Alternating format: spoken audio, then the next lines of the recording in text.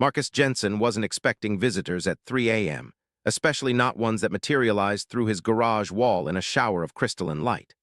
The night had started normally enough, him tinkering with his experimental motorcycle engine, classic rock playing from his old radio, and the familiar smell of motor oil and metallic innovation filling the air. Then everything changed. The first sign was his custom-built diagnostic panel throwing a fit, its LEDs dancing like a disco nightmare. The second was a humming that seemed to come from everywhere and nowhere at once, making his teeth vibrate. The third was the wall simply deciding that solidity was optional. Through that temporarily permeable barrier stepped something that looked like a cross between a prism and a bureaucrat. The being stood roughly 7 feet tall, its crystalline body refracting the garage's fluorescent lights into complex patterns across the oil-stained concrete floor. It wore what appeared to be a suit made of dark energy, and carried a tablet that occasionally sparked with miniature lightning bolts. "Marcus Jensen," the crystal being spoke, its voice sounding like wind chimes in a business meeting. "I am Inspector Zeichstel of the Interdimensional Bureau of Technical Compliance, Subsector 7, Division of Unauthorized Innovation and Temporal Paradox Prevention." Marcus slowly put down his wrench, trying to process whether the 3 energy drinks he'd consumed were finally taking revenge on his sanity. "You're an inspector." "Correct." Zeichstel's faceted head tilted slightly, causing rainbow refractions to dance across the walls. "Your garage has been flagged for immediate investigation due to unauthorized manipulation of cross-dimensional energies. Please present your permits for interdimensional tinkering and your license for quantum mechanics." "I was just building a motorcycle engine," Marcus protested, gesturing to the complex arrangement of parts on his workbench. The engine, admittedly, looked less like a conventional motorcycle power plant and more like something that belonged in a sci-fi movie, with its unusual geometric configurations and the faint blue glow emanating from its core. Zeichstel approached the workbench, crystalline fingers extending to scan the engine with beams of light. "This motorcycle engine is generating enough quantum fluctuation to create a tear in the administrative fabric of reality. Do you have any idea how much paperwork that creates?" Before Marcus could respond, his garage door burst open. Dominic Rivera, his next-door neighbor and longtime friend, stood there in his wheelchair, wearing his old military jacket and holding what appeared to be a modified TV remote. The device was beeping frantically. "Marcus," Dominic shouted, then froze at the sight of the crystalline inspector. "Well, that explains the quantum readings. I thought my detector was malfunctioning." "You have a quantum detector?" Marcus asked incredulously. "You have an unauthorized interdimensional engine," Dominic countered, wheeling himself inside. "Guess we both have some explaining to do." Zeichstel's crystalline form flickered with what might have been irritation. 2 violations in 1 location. This exceeds standard procedural parameters. The inspector raised its tablet, which projected a holographic display of complex symbols and diagrams. "Mr. Jensen, your garage appears to be situated on what we call a bureaucratic nexus point, a location where multiple administrative jurisdictions overlap." "That doesn't sound good," Marcus muttered. "It isn't," Dominic interjected, his military training evident in his alert posture. "During my service, we encountered something similar. These nexus points are like cosmic crossroads. Every major power in the universe wants to control them." Zeichstel's form pulsed with surprise. "You are familiar with interdimensional theory." "Let's just say I didn't lose my legs in a conventional war," Dominic replied grimly. The inspector's crystalline body emitted a high-pitched hum as it processed this information. "This complicates matters significantly. Mr. Jensen's garage is not just generating unauthorized quantum fluctuations. It appears to be acting as a beacon, drawing attention from various interdimensional entities. The engine you built, however accidentally, is amplifying the natural properties of this nexus point." As if on cue, Marcus's diagnostic panel began wailing with new alarms. The air in the garage grew thick with static electricity, and the shadows in the corners seemed to move with purpose. Zeichstel's tablet erupted in a cascade of warning symbols. "Multiple incoming dimensional breaches detected," the inspector announced, its crystalline voice taking on an urgent tone. "We have approximately 3 minutes before this location becomes a focal point for an interdimensional incident of catastrophic proportions." Marcus looked at his engine, then at Dominic, then at the crystalline inspector who had just turned his quiet night of tinkering into what appeared to be the prelude to an interdimensional crisis. "So," he said, trying to maintain his composure, "I'm guessing those permits for interdimensional tinkering aren't something I can quickly apply for online." Zeichsel's crystalline form flickered with what might have been the alien equivalent of a wry smile. "No, Mr. Jensen, but at this point, permits are the least of our concerns. We need to make a decision, disable your creation and seal this nexus point, or—" The inspector paused, its crystal structure refracting light in complex patterns. "Or prepare for your garage to become the center of something much larger than any of us anticipated." The engine on Marcus's workbench pulsed with its mysterious blue light, casting long shadows across the garage floor. In those shadows, shapes began to move, suggesting that whatever decision they made, it would need to be made quickly. The night was about to get much more interesting, and Marcus's quiet life as a mechanic was about to take a sharp turn into the extraordinary. The transition to the Bureau's headquarters wasn't like any teleportation Marcus had imagined. It felt more like being absorbed by a tax form, bureaucratic, slightly uncomfortable, and somehow smelling of stale coffee. One moment they were in his garage, the next they stood in what looked like the lovechild of a DMV and a space station. Zeichsel had barely finished materializing when alarms began blaring throughout the facility. The crystalline inspector's body flickered with urgency as they emerged into a vast chamber filled with beings of various impossible geometries, all moving with the focused panic of government workers during an audit. "Welcome to the Interdimensional Bureau of Technical Compliance," Zeichsel announced, leading them through corridors that seemed to fold in on themselves. "Please refrain from making eye contact with any entities wearing red badges. They're from accounting." Dominic wheeled himself forward, his military training evident in how quickly he assessed their surroundings. "This is bigger than what we encountered during the war. Much bigger." The walls were lined with filing cabinets that occasionally shuffled themselves, and holographic displays showed what appeared to be real-time feeds of various realities. Marcus caught glimpses of worlds where physics took creative liberties with the usual rules, and dimensions where paperwork filed itself. They entered a conference room where a diverse group of beings sat around a floating table. A cloud of sentient static occupied one chair, while another seat held what appeared to be a being made entirely of mathematical equations. "Emergency session of the Interdimensional Oversight Committee," announced a tall figure composed of shifting shadows and wearing what appeared to be an extremely well-tailored suit. "I am Director Void, head of the Crisis Management Department." "Sir," Zeichsel's crystalline form pulsed with formal patterns, "I present Marcus Jensen, creator of the unauthorized quantum beacon, and Dominic Rivera, a human with prior interdimensional exposure." Director Void's shadow form rippled. "Mr. Jensen, do you understand what you've created in that garage of yours?" "Honestly," Marcus ran a hand through his hair, "I was just trying to build a more efficient engine, something that could maybe bend the rules of physics a little." "A little," the mathematical equation being vibrated with what might have been laughter. "Your engine is generating quantum signatures that are causing administrative chaos across 17 dimensions. We're getting complaints from reality managers who have never even heard of Earth." Dominic leaned forward in his wheelchair. "During my service, we called these quantum signatures reality anchors. They're like cosmic lighthouses. They draw attention from every corner of the multiverse."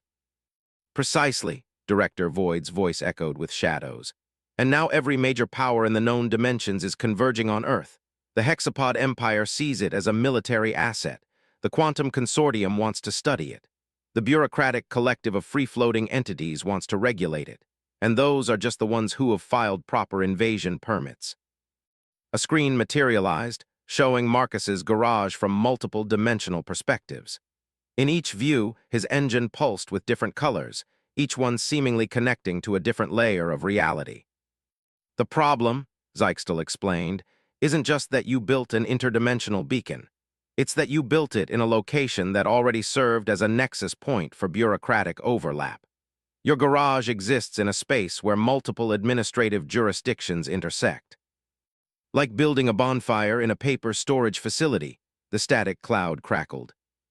Marcus watched as more alerts appeared on the screens. His simple garage had become the center of an interdimensional crisis, and somehow he felt responsible for finding a solution. So what are our options? Director Void's shadow form consolidated into a more serious configuration. We have three choices. First, we could attempt to shut down your engine and seal the nexus point. This would require massive amounts of paperwork and likely cause a minor reality collapse in your local zip code. Pass, Marcus said quickly. Second, we could surrender control to one of the incoming powers. The Hexapod Empire has offered to handle the situation, though their method typically involves converting the area into a military outpost. Dominic's grip tightened on his wheelchair's armrests. I've seen their type of handling before, not an option. The third choice, Director Void continued, is the most dangerous. We could attempt to stabilize the beacon, legitimize its existence through proper interdimensional channels, and use it as a regulated gateway between realities. The room erupted in murmurs and dimensional static. Zeichstel's crystalline form pulsed with concern.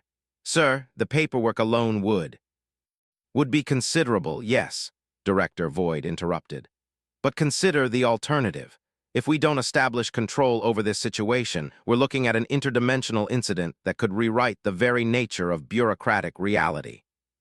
Marcus looked at his hands, the same hands that had built an engine that now threatened to tear reality apart. If we go with option 3, what do you need from me? The mathematical equation being began calculating rapidly. We'd need you to modify your engine, adapt it to our containment protocols. It would mean working with our engineers, learning the proper forms and procedures for interdimensional mechanics. And me? Dominic asked, his military experience evident in his voice. Your prior experience with interdimensional conflicts would be invaluable, Director Void replied. We need people who understand both the technical and tactical aspects of what we're facing. Suddenly, the entire facility shuddered. New alarms joined the chorus of warnings, and the screens showed multiple dimensional breaches forming around Earth. They're here, Zeichstel announced, its crystalline form vibrating with tension. The first wave of interested parties has arrived. We need to make a decision now. Marcus looked at Dominic, who nodded grimly. They both knew there was really only one choice. We'll do it, Marcus said. We'll work with you to stabilize the beacon, but I have one condition. Director Void's shadow form leaned forward. Yes. I keep my garage. Whatever we turn it into, however we modify it, it stays mine. I'm not having some interdimensional bureaucracy take over my workspace. The room fell silent, then Director Void's form rippled with what might have been amusement.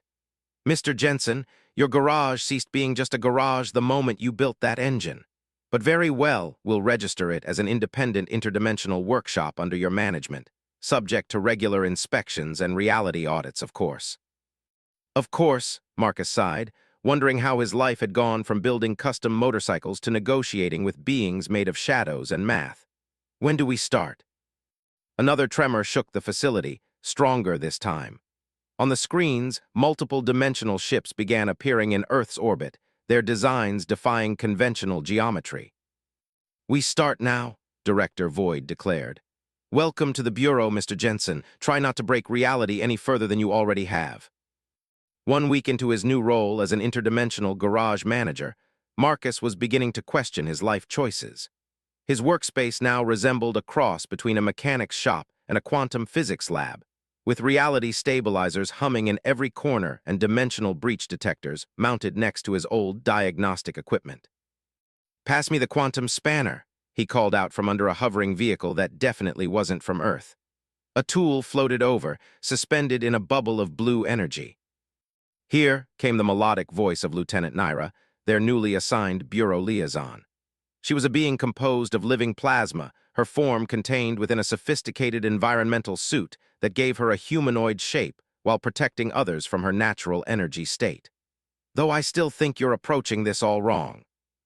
Dominic wheeled over to their workstation, his wheelchair now upgraded with interdimensional sensors and what he swore was a cup holder that accessed coffee from parallel universes. She's right, Marcus. You're still thinking in three-dimensional terms.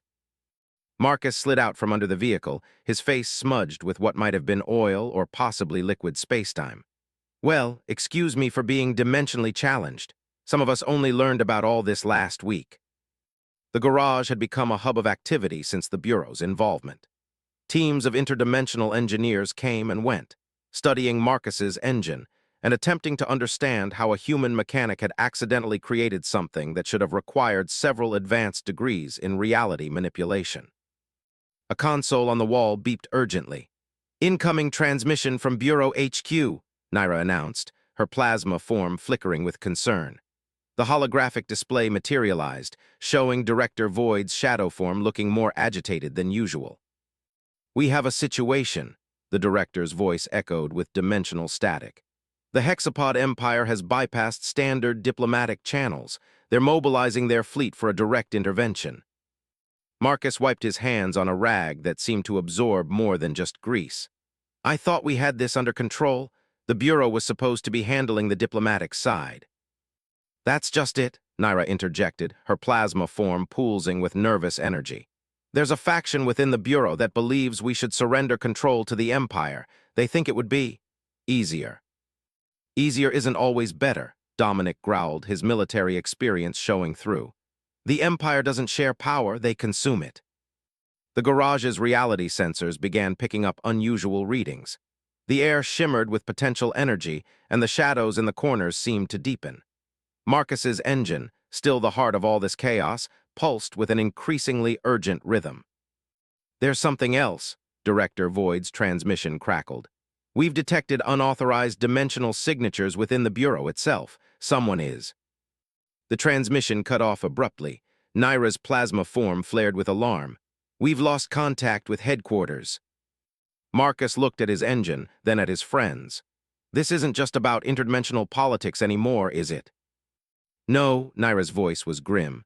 "I've suspected for a while now that certain elements within the Bureau have been compromised. The Empire doesn't just want your garage. They want to control all interdimensional transit points. Your discovery could give them that power." Dominic rolled to the garage's main control panel, his fingers flying over the holographic interface. "We're picking up multiple dimensional breaches in orbit. The Empire isn't waiting for diplomacy." "Then neither should we," Marcus said, grabbing his modified tool belt. "Naira, you said I was thinking about this wrong. What did you mean?" The plasma being moved closer, her containment suit humming with energy.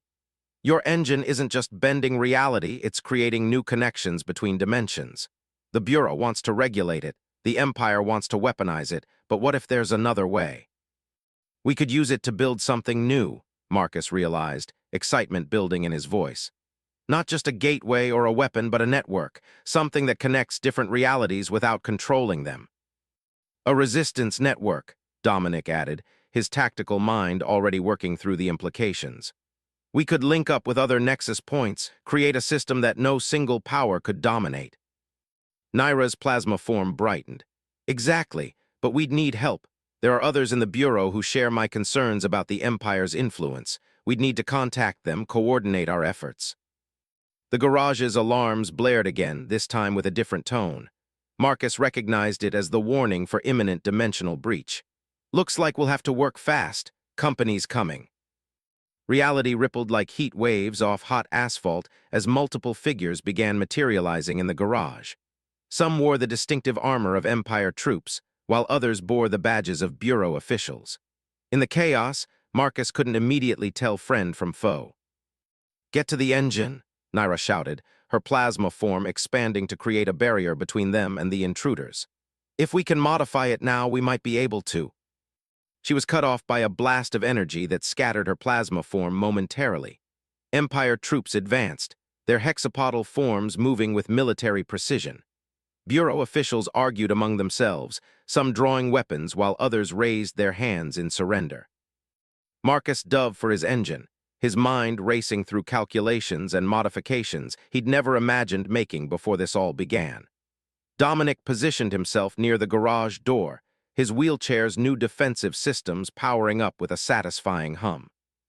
"Whatever you're going to do," Dominic called out, "do it fast. We've got multiple hostiles incoming, and I don't think they're here to file paperwork." Marcus's hands moved over his engine, making adjustments with both technical skill and intuitive understanding. This was his creation, his garage, his responsibility. He wasn't about to let it become a tool for interdimensional conquest. As chaos erupted around them, Marcus realized that his simple dream of building custom motorcycles had evolved into something far more significant. He was no longer just a mechanic. He was becoming something between a revolutionary and a reality engineer, and his garage was about to become the frontline in a war for the future of dimensional travel itself. The garage had become a battlefield. Reality itself seemed to crack and splinter as Empire troops exchanged fire with Bureau loyalists, their weapons tearing holes in dimensions that shouldn't have holes. Marcus worked frantically at his engine, making adjustments while dimensional chaos erupted around him. "Incoming breach from Sector 7, Dominic called out, his wheelchair's defensive shields deflecting a blast of entropy energy. The former soldier had transformed his position by the garage door into a tactical command center, coordinating with resistance members through quantum channels. Naira's plasma form danced through the air, containing dimensional rifts that threatened to tear the garage apart. "Marcus, whatever you're planning, we need it now. The Empire's bringing in heavy weaponry." The air shimmered as another wave of hexapodal troops materialized, their crystalline armor reflecting the wild energies bouncing around the garage. Leading them was Commander Vexther, his six-legged form towering over his soldiers, mandibles clicking with anticipated victory. "Surrender the Nexus Point," Vexther's voice resonated through multiple dimensions simultaneously. "The Empire will have control of this node, one way or another." Marcus didn't look up from his work, his hands moving with practiced precision over the engine's quantum core. "You know what your Empire's problem is? You think everything needs to be controlled. Sometimes the best solution is to let things flow naturally." "Naturally?" Vexther laughed, the sound distorting reality around him. "Your species stumbled into interdimensional travel by accident. You're playing with forces you can't comprehend." "Maybe that's our advantage," Dominic shot back, activating another shield as reality-warping projectiles filled the air. "We don't overthink it, we adapt." The garage's diagnostic systems were screaming warnings in 17 different dimensional frequencies. Marcus's engine pulsed with increasing power, its glow now visible through multiple layers of reality. What had started as a simple modification to improve engine efficiency had evolved into something that could reshape the very nature of interdimensional travel. Naira materialized beside Marcus, her plasma form condensed into battle configuration. "The resistance teams are in position across multiple realities. Whatever you're planning, they're ready to support it." Marcus nodded, making one final adjustment to his creation. "You know what makes a great mechanic? Understanding that every machine has its own personality, its own way of working. You can't force it, you have to work with it." The engine's pulse suddenly synchronized with the garage's natural dimensional frequency. The nexus point that had attracted so much attention began to resonate in harmony with Marcus's modifications. Reality rippled, but instead of the violent tears the Empire's weapons created, this was more like gentle waves on a cosmic ocean. "What are you doing?" Vexther demanded, his troops taking defensive positions as the garage's energy signature began to change. "Creating a network," Marcus replied, standing up from his work. "Not a controlled gateway, not a weapon, but something that works with the natural flow of dimensional energy. Every nexus point connected, but none dominated." The engine's glow spread throughout the garage, touching each piece of equipment, each tool, each dimensional breach. Where Empire weapons had torn holes in reality, the energy began to heal them, creating stable pathways instead of violent ruptures.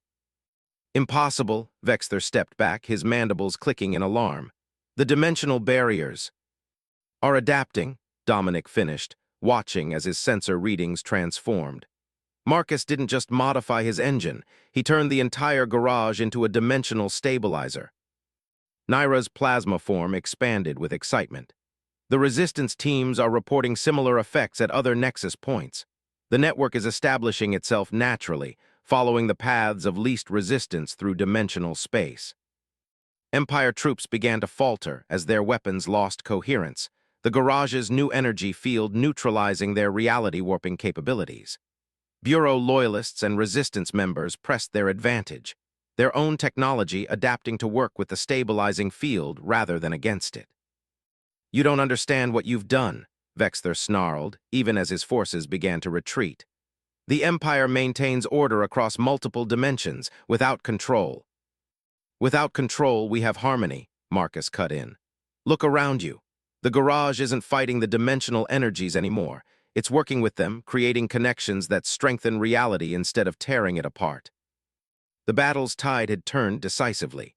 Empire forces found themselves unable to maintain their presence in the transformed dimensional space, their technology designed for domination rather than cooperation. One by one, they were forced to withdraw, leaving behind a garage that hummed with newfound purpose. Dominic wheeled over to Marcus, his sensors confirming what they could all feel. You didn't just create a defensive system, you've revolutionized interdimensional travel itself. The Resistance Network is reporting in, Naira announced, her plasma form pulsing with joy. Similar transformations are occurring at nexus points across multiple realities, the Empire's attempting to counter it, but you can't fight natural law, Marcus finished, patting his engine proudly. Even across dimensions, some principles remain constant. Work with the machine, not against it. The garage settled into a new rhythm, its role in the multiverse transformed from a contested battlefield into something more profound. Marcus looked around at his workshop, now lined with stable dimensional portals and humming with harmonious energy, and couldn't help but smile. So, he said, picking up a wrench that now seemed to exist in multiple dimensions simultaneously. Who needs their reality tuned up? 3 months after the Battle of the Garage, as interdimensional historians had taken to calling it, Marcus found himself doing something he'd never imagined. Changing the oil on a vehicle that existed in 5 dimensions simultaneously while discussing quantum mechanics with a being made of living mathematics. "Pass me that hyperspace wrench," Marcus called out from under a floating car that seemed to phase in and out of reality. The tool floated over, guided by Naira's plasma form. The garage had evolved into something extraordinary, yet somehow it still felt like home. "Dimensional alignment report from the network," Dominic announced from his command station, which had become a permanent fixture near the main entrance. His wheelchair now interfaced directly with the garage's systems, allowing him to monitor the vast web of connections they'd created. Everything's flowing smoothly. The Empire's latest attempt to disrupt the network failed before it even began. The garage had become the heart of something unprecedented, a self-regulating network of interdimensional pathways that connected various realities without controlling them. Where the Empire had sought to dominate, Marcus's creation had fostered cooperation. Director Void materialized through one of the stable portals, his shadow form looking as official as ever. "Mr. Jensen, the Bureau's council has completed their final review of your operation here." Marcus slid out from under the multi-dimensional vehicle, wiping his hands on a quantum-absorbing rag. "Let me guess, more paperwork." "Actually," the director's form rippled with what might have been amusement, "they've decided to create an entirely new classification for your establishment. Congratulations, you're now officially recognized as the first independent interdimensional innovation center. We're calling it the Universal Workshop for short," Naira added, her plasma form brightening. "A place where beings from any reality can come for repairs, modifications, or just to understand how their technology fits into the greater scheme of things." The garage had indeed transformed. Where once there were simple tool racks, now there were shelves holding equipment that defied conventional physics. The old hydraulic lift had been modified to handle vehicles that occasionally turned inside out, and the break room now served coffee from 17 different dimensions. "We've had requests from other mechanics across multiple realities," Dominic reported, bringing up a holographic display of their growing network. "They want to learn your approach, Marcus, the way you combine traditional mechanical knowledge with interdimensional understanding." Marcus walked over to his engine, the original creation that had started it all. It now sat in a place of honor, continuously harmonizing with the dimensional energies flowing through the nexus point. "You know what's funny? I'm still doing exactly what I always did, fixing things, making them work better. The only difference is the scale." "And the paperwork," Director Void added dryly.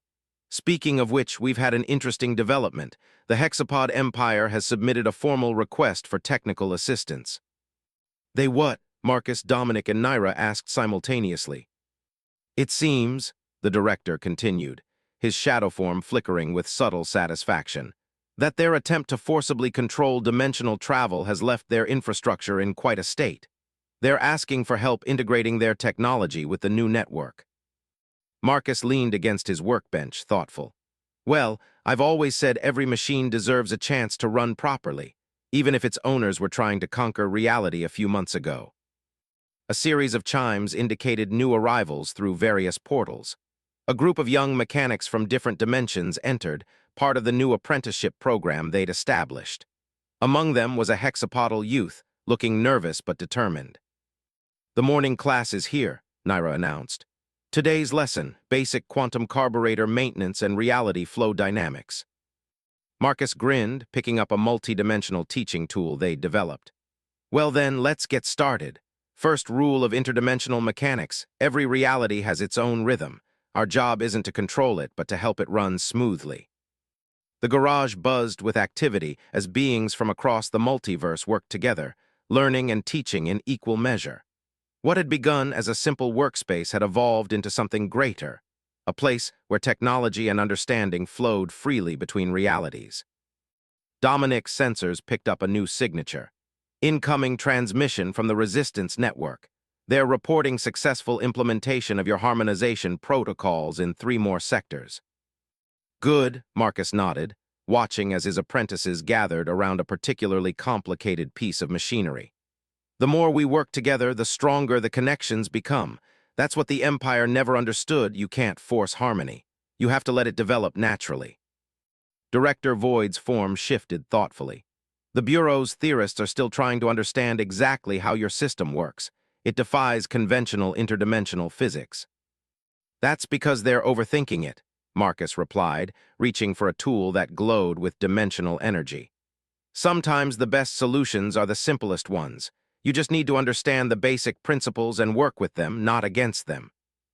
The garage's dimensional barriers hummed with stable energy, portals shimmering like heat waves on a summer day. Through them, Marcus could see glimpses of other realities, other workshops joining the network, other mechanics learning to work with the natural flow of dimensional power. "You know," he said, turning to face his friends and colleagues, "I always wanted my garage to be something special. I just never imagined special would mean interdimensional nexus of mechanical innovation and cultural exchange." Naira's plasma form pulsed with warmth. "Sometimes the best things in life are the ones we never saw coming." Marcus looked around at his transformed garage, at the beings from different dimensions working together, at the stable portals connecting realities, at the harmony they'd created from chaos, and smiled. He was still just a mechanic at heart, but now his workshop served the entire multiverse. Not bad for a guy who'd started out just trying to build a better engine. "All right," he announced, clapping his hands together. "Who's ready to learn about cross-dimensional transmission fluid exchanges? Trust me, it's more interesting than it sounds, especially when gravity decides to take a coffee break."